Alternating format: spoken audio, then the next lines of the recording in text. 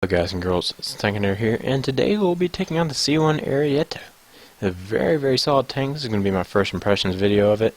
Played 2 games before, and from what I've taken away from it, it's a very solid tank. Generally does around 450 plus damage, kind of like the Challenger. Certainly has armor like a Challenger, and just about as sluggish as a Challenger. So let's go ahead and take this out into a hard difficulty match.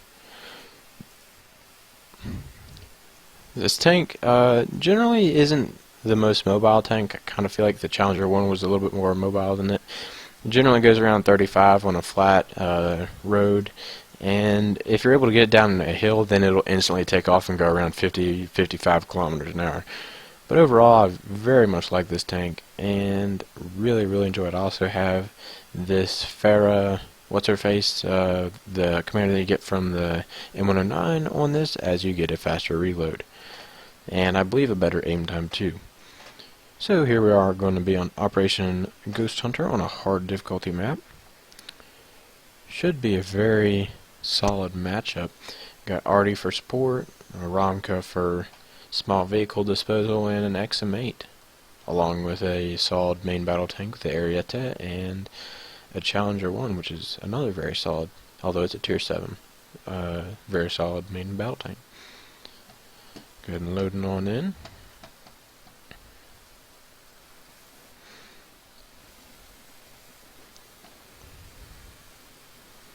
Very good looking tank, I do think too. Also, but these little X's thing, I always think they're the weirdest looking things.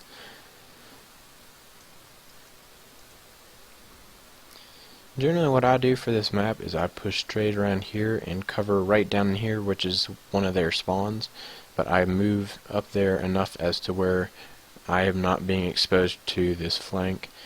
Hopefully one of these guys will take out the secondary objectives.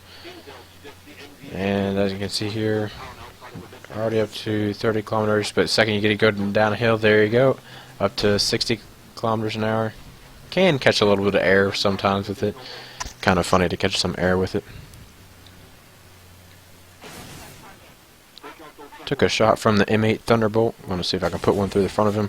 Solid 538 damage. Going to push him so I'm not exposing any of the rest of my flank to any other potential spawns. 481 damage. Another shot into him. And as you can see there, very solid turret traverse. Can you go ahead and finish him off, Challenger? There we go. He's down. Now we have, a Leopard 2A6 to deal with. Put a solid 469 damage shot into the side of him. Going to try and use this Challenger. Probably not something you should get in the habit of doing as mobile cover. I get it, our track is damaged. No effect. What am I stuck?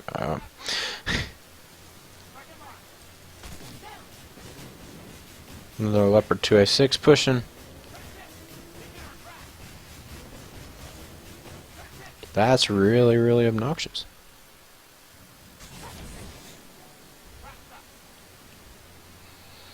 Gonna go ahead and push into this little bit of a defilade so that no pin. Wow, really. So that I couldn't get shot by the Leopard 2A6. Took the Leopard 2A6 out of the game, doing 140 some damage. So far racking up almost 3,000 damage.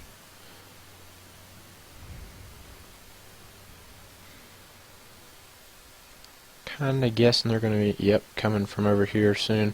Maybe they're up there. I'm not quite sure. They up there? Yeah, I'm pretty sure they're over there. Oh, just kidding. I'll go ahead and see who's taking shots at me from over here. Appears to be a weasel. Yep. No idea where that shot went. So, tiny little thing. 500 damage. Next we're going to see, no, I guess next we're not going to see about taking a shot on the Leopard, or not the Leopard, the Panzer 2000. I'm going to go ahead and push this other Leopard 2A6 so that hopefully he starts paying attention to me and frees and my Challenger 1. Just kidding. Wow, our Artie is doing work. Picked up 2,500 damage so far. 527 damage on the side of Leopard 286. Just saying, always keep moving when you're spotted. It'll sometimes throw the enemy's shots off if they are spawned around or behind you.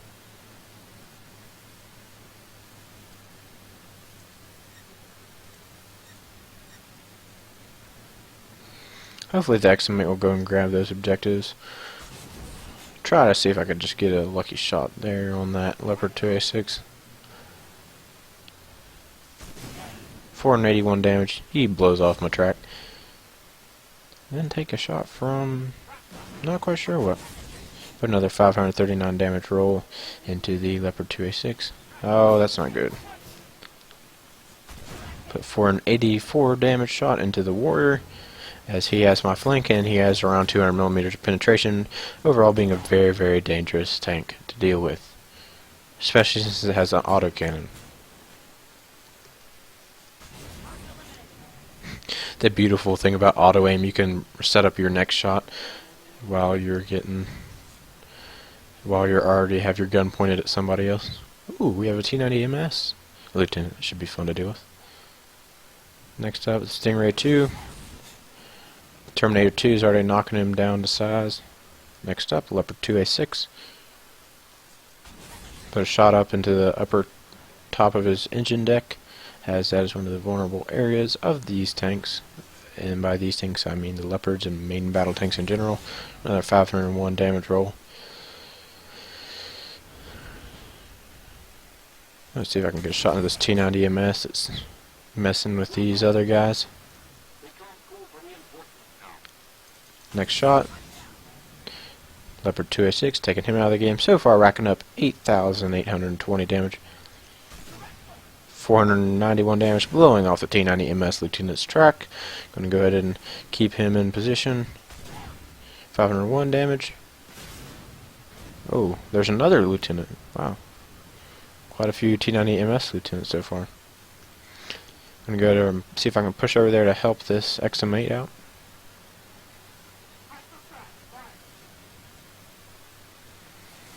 Hopefully the Challenger 1 and the Ramco will be able to deal with him effectively.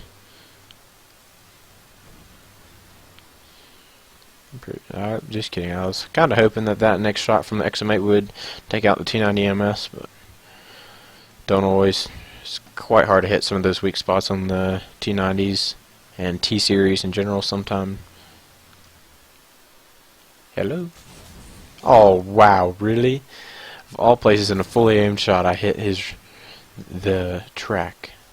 Oh, this is actually his front. There we go. T90 MS, another T90 MS Lieutenant out of the game. So far racking up 10,342 damage. So far I very much enjoy this vehicle, as this is probably my 4th or 5th game played with it.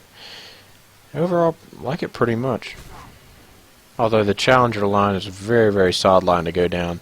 The Chieftain is a great tank. The Challenger 1 is a great tank. This is a great tank from what I've played so far. The Challenger 2, from what I've heard, is absolutely fantastic. And, of course, it ends with the Challenger 2, whatever the new Tier 10 is, that has 140 millimeter, well, depending on if you upgrade it or not, has a 140 millimeter tank, or gun. Come around the corner pre-aimed for that Leopard 2A6, waiting. Ooh, that's not very cool. Why am I taking shots from the back? Next up on our list, Type 98. Right, turn right in the nick of time to be able to bounce that T90 MS shot. Finally taking out that Type 98, doing around 80 or so damage. Next I'm going to decide to push up on this T90 MS. Quite a few of them this game for whatever reason. Very, very good Tier 9 vehicle, I can say that much.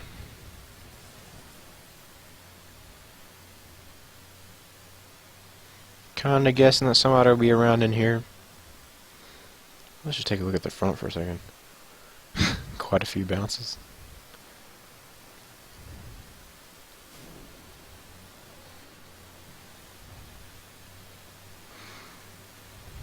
That Terminator 2 catching some air. I caught a little bit right there, although mainly because I was more or less dropping off of a cliff. Fortunately, didn't aim that shot all the way and ended up hitting the ground. I'm going to keep on pushing this M8 Thunderbolt. So far enjoying this tank. It's not too slow to where you just can't do anything with it. It's just fast enough to be able to do stuff. And continue pushing the enemy's flank. Wow, really? M8s are not something to be messed with. Unless you have very, very solid armor like something like an Ariete or MM1A1 Abrams. Not quite sure where that bounced. Guess I'll just go for the Ram. And the M1A2 Abrams, stuff like the Leopard 2s, after the Leopard 2, but like the Leopard 2A5, Leopard 2A6, things like the Challenger 2, and other just very strong main battle tanks. As for whatever reason they have laser guided aim, not actually laser guided, but it sure does feel like it sometimes, where they're just able to seemingly point and shoot for your weak spots. I'm going to go ahead and push this VFM, as he's probably one of the last people alive. So far I really, really enjoy this tank.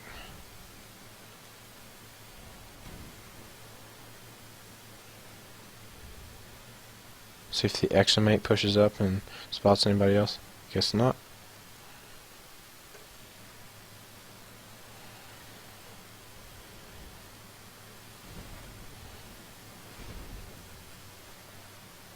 Not quite sure where the last person is.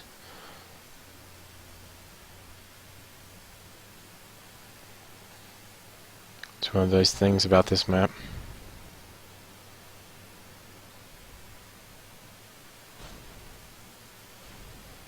There we go. Might be the last guy, the Weasel 1 AWC.